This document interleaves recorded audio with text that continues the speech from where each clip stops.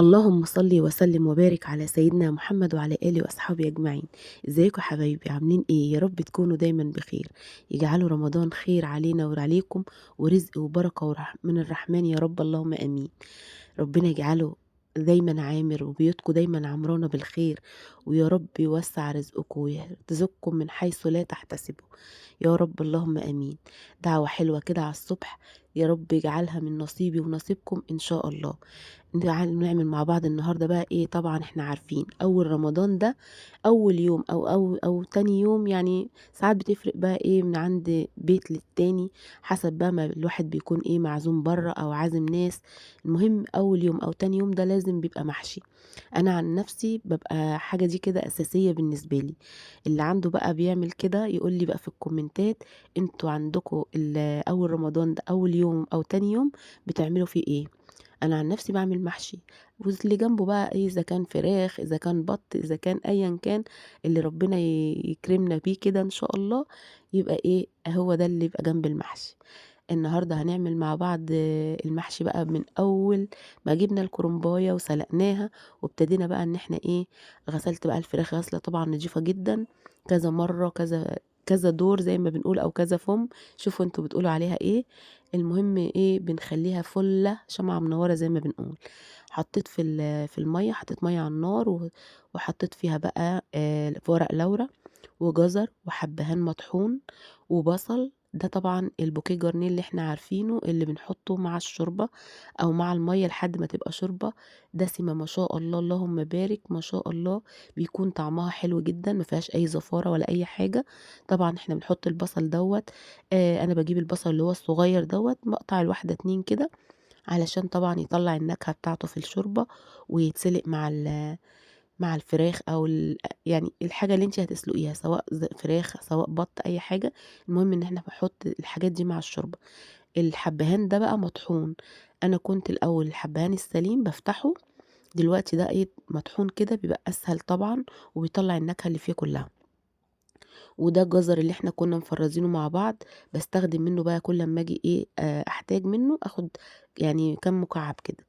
هغطيها شوية بقى وهنسيبها كده تغلي مع بعضها. بصوا ما شاء الله الشوربة اللهم بارك دسمة جدا، وطبعا هتنفعنا بقى في المحشي. احنا عارفين المحشي بيبقى عايز شوربة دسمة كده شوية.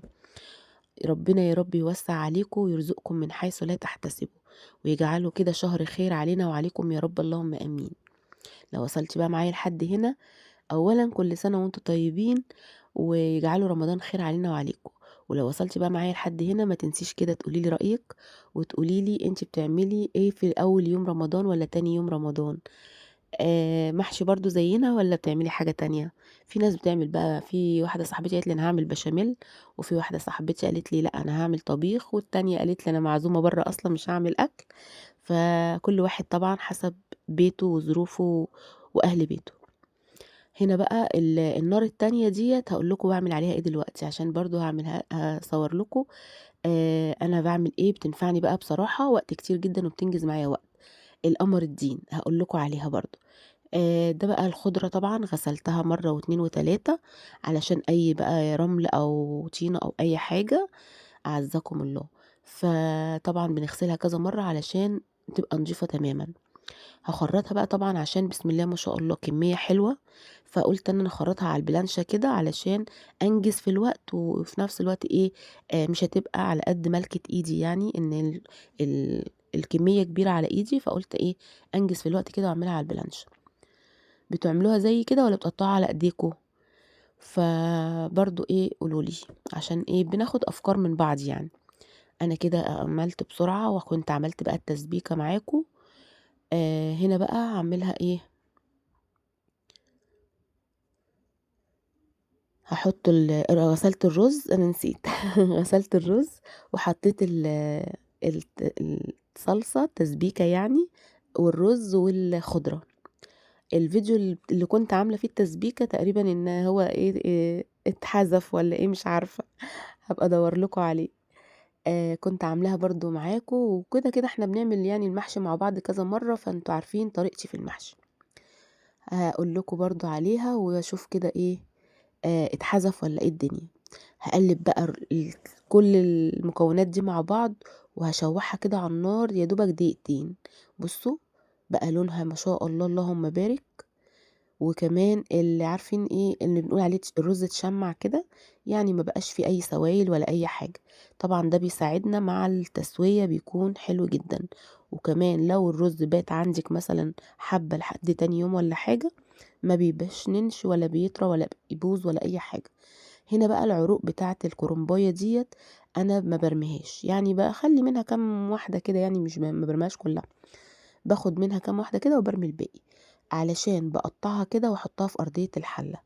دي بقى بتمنع معانا أي مثلًا لا قدّر الله شياط أو أي حاجة أو حاجة تلزق في الحلة ولا أي حاجة. هاورّيكم وأنا باغرف بقى في الآخر ما شاء الله اللهم بارك، ولا حاجة لازقة ولا حاجة شايطة ولا أي حاجة. العروق دي هي اللي بتمنع حتى لو أنتِ مثلًا النار عملت شوية معاكِ في الحلة والّا حاجة، بتمنع إنه يوصل للمحشي نفسه. هنا بقى بُصّوا دي طريقتي في لَف المحشي الكرنب. طبعًا عملت معاكم قبل كده محشي ورق العنب، برضه بطريقة حلوة وسهلة. وطريقة لَف المحشي دي برضه بتاعتي يعني بتبقى سهلة عليَّ. في ناس بتلِف على الرخامة أو على الطبلية أو على الترابيزة حسب إيه ما عندها، لكن أنا متعودة ألِف على إيدي كده.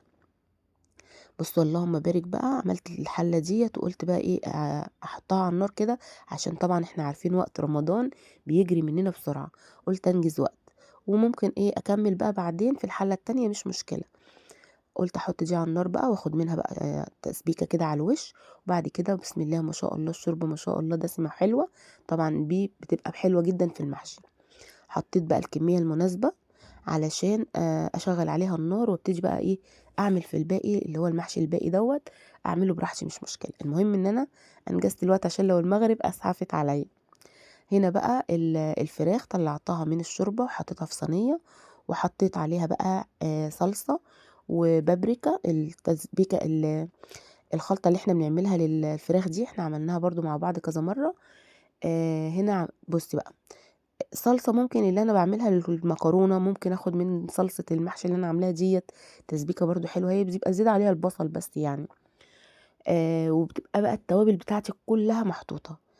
هنا بتحطي بقى زيت وبابريكا وملح وفلفل والصلصة اللي إحنا عاملينها مع بعض دي، وباحطها باقلّبها كويس جدًا وباحطها على الفراخ وادخّلها تحت الشواية. بتبقى اللهم بارك طعم وريحة وشكل لون ما شاء الله اللهم بارك. ألف هنا وشفا لكل اللي كَل منه. بتبقى طعمها حلو جدًا، والصلصة دي والتسبيكة دي بتدّيها لون حلو جدًا في تحت الشواية. ما بتاخدش 3، 4 دقايق بتكون زي الفل. هاورّيها لكم دلوقتي وهتقولوا لي رأيكم. هنا بقى المحشي ما شاء الله استوى بقى جميل أهوّة. وطبعًا باهزّه كده علشان لو في أي شوربة والّا أي حاجة سوايل كده تبتدي إنها إيه، تنزل في التسوية. كده بقى خلاص المغرب هتأدِّن علينا. طبعًا جهّزنا البلح وجهّزنا التمر، وما رضيتش أطوّل عليكم بقى ولا أصوّره لكم النهارده علشان الفيديو ما يبقاش طويل، وما حدّش إيه يزعل ولا يمِل منّي ويقول لي يا أم ميدو الفيديوهات بتاعتِك بتبقى طويلة. أنا والله بابقى حابة كده أتكلّم معاكم وباحب كده أشارككم يومي من أوله لآخره. يا رب يجعله شهر خير وبركة ورزق علينا وعليكم يا رب اللهم آمين. تعالوا بقى كلوا معانا المحشي الجميل السخن ده اللي بُصّوا الجو أصلًا عايز الأكلات الحلوة ديّة. الجو ابتدى يسقّع تاني ورجع في كلامه عشان إحنا طبعًا في أمشير. إحنا عارفين طبعًا أمشير 10 أيام زعابيب و10 أيام سقعة و10 أيام تراب. الله المستعان يعني.